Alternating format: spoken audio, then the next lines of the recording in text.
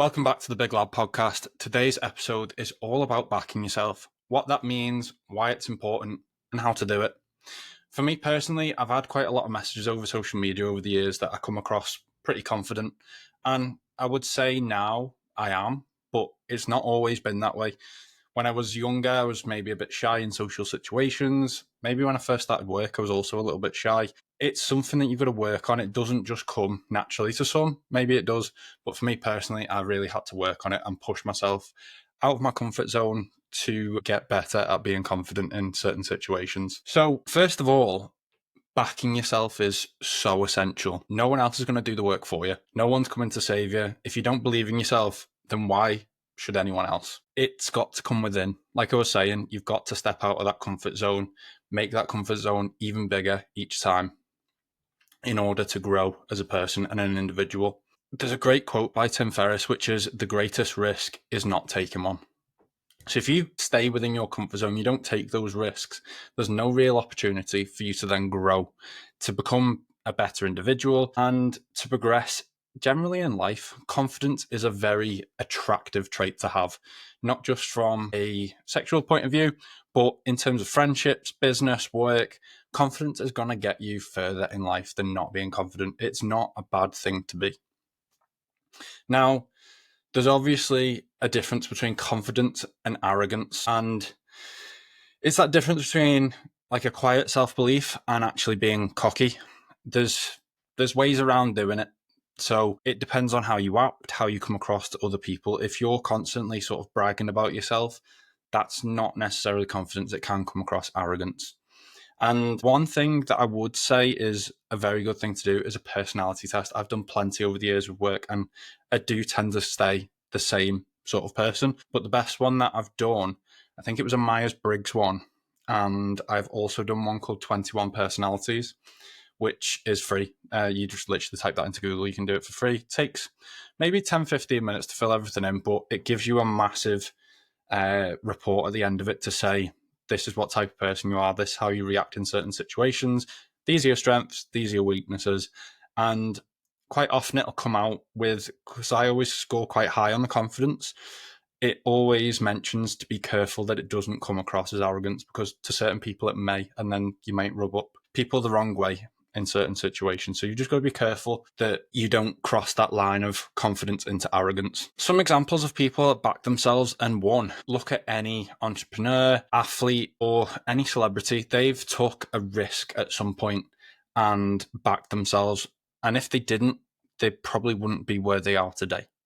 So there's a good quote from Lewis Howes from The School of Greatness. The people who succeed are just the ones that never gave up. And this is where the fear of failure stops most people. The ones who succeed are the ones who go for it anyway.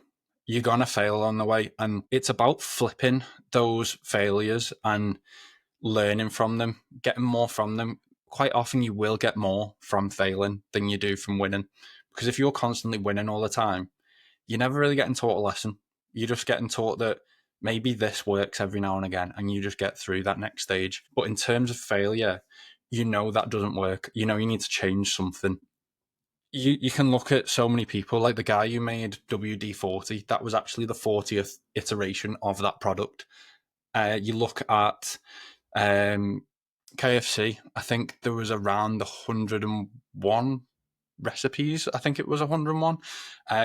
Was rejected, and then all of a sudden, look at it, KFC is one of the biggest fast food chains in the world. So, like I'm saying, you've got to back yourself, and I've said it time and time again, life is too short not to do the things that we enjoy or the things that we want to do. And there's a really good quote from the Stoic philosopher Seneca. It's not that we have a short time to live, but that we waste a lot of it. So there's a lot of people wasting time where they may want to do things and they're just not got the confidence to go and push themselves to do it. But why not have that awkward, potentially uncomfortable feeling of being out of your comfort zone to give yourself the opportunity to grow, to maybe learn a new skill, do a new thing, ask that girl out at the end of the bar that you may not usually go up to. There's so many things that it can fall into, and there's so many people out there that are going to the grave probably with regrets that they didn't do something. And that's not really a life that you want to be living. At the end of the day, that awkward situation may last for a day, an hour, a week, a month, who knows, but eventually people forget about it, they'll move on. And yeah, I just think a lot of people are too scared about what other people think instead of just going for something, giving it a go. And who knows, it might come off, it might not, but you'll at least know at the end of the day. Instead of sitting there wondering what if, don't have those what ifs. Go out there, do it. And if it works, great. If it doesn't, so be it. At least you tried at the end of the day. So, ways that you can build confidence and back yourself. Start small. Confidence is built through action. Start with the small wins. So, create maybe like a dream goal or a dream situation and break it down into smaller chunks. It could be, say, if you were looking to lose some weight, you may be looking at wanting to lose 10 kilos. That seems quite daunting, especially if you're not going to the gym in the first place. But then if we break those goals down, we could break it down into 1 kilogram chunks. We could also say, right, I'm not going to the gym now, but this first week I'm going to go once. And then next week I might go twice. And you just build on those small wins and your confidence gets bigger and bigger as you go. And it becomes a snowball effect. Stop thinking about the ultimate end goal and break it down into smaller chunks. Build that confidence along the way and just enjoy the journey. Accept the failures, accept that you're going to fail. No one really goes through life without some sort of failure. It's just a part of it. So the more we can pick ourselves back up, learn from those mistakes, reframe failure, because at the end of the day, it is a form of feedback. Every mistake's a lesson. Learn from it, because if you are constantly failing, but then not taking those lessons into the next time you go and do something, then that's going to be an issue. You're going to keep coming up with the same problems. You need to change something.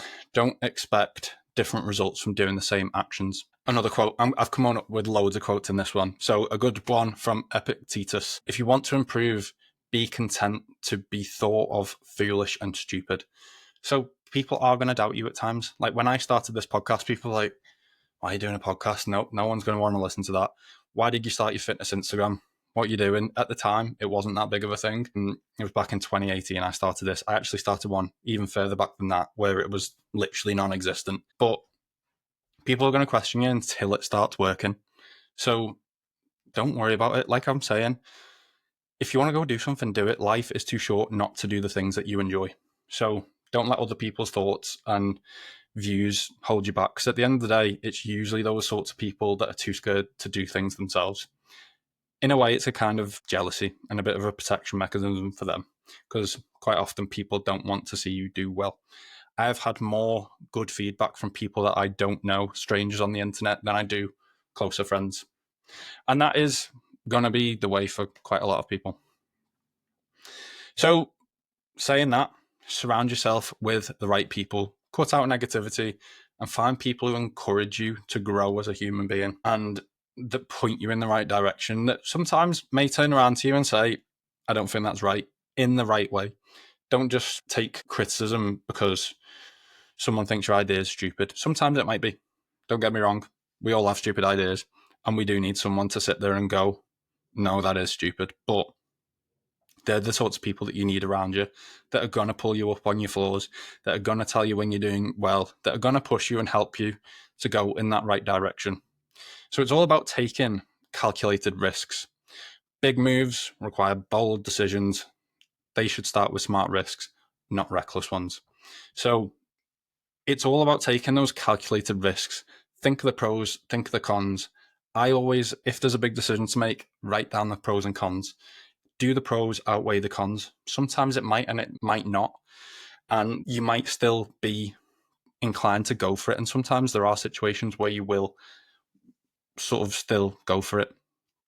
But at least you know those pros and cons, the risks that might come up from taking these decisions. Things like, I don't know, you've always wanted to move to Australia and go and live there. There's obviously risks. You may have family and friends here, money, job, being so far away from family and events and things like that. There's so many risks. You might not get a job out there. You might not be able to get through the visa process. There's so many things that could Come up, but then the pros. You've always wanted to live on the beach. You want to live in the sun. Easier lifestyle, more relaxed. There's so many things that you could take into account with anything. So don't just roll the dice and go for it. Know what you're doing, know why you're doing it. Take those calculated risks and break it down into chunks.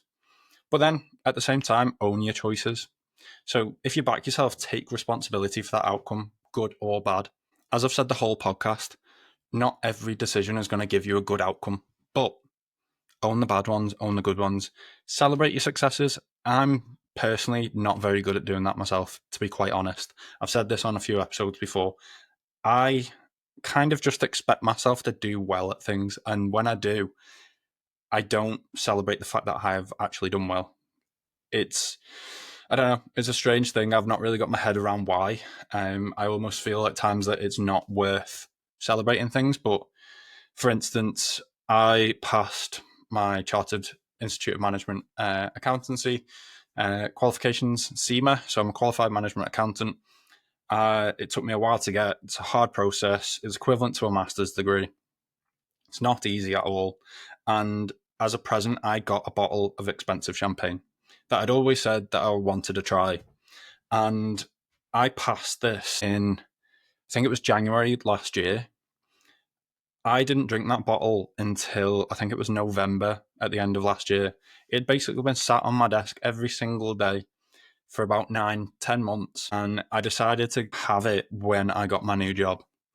I actually backed myself that much that I was getting that job. I put the bottle of champagne in the fridge the night before I had my interview. That was confidence from me. That wasn't arrogance. I'm confident of my abilities. I'm confident of how well I present myself in interviews, and I was confident of my ability to get that job. I thought I was more than good enough to do it.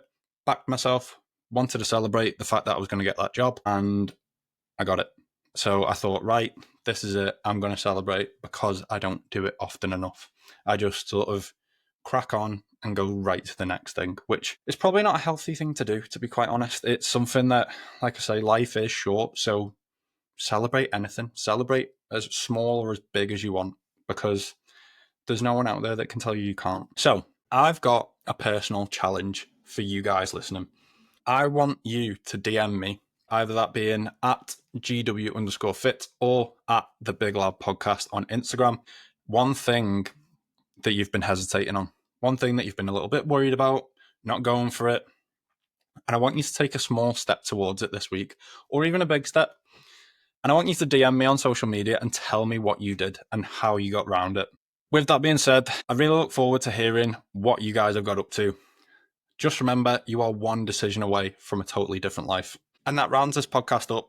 Very brief one. I hope you've enjoyed it. If you did, drop a like. If you're new, subscribe, and I will see you in the next one.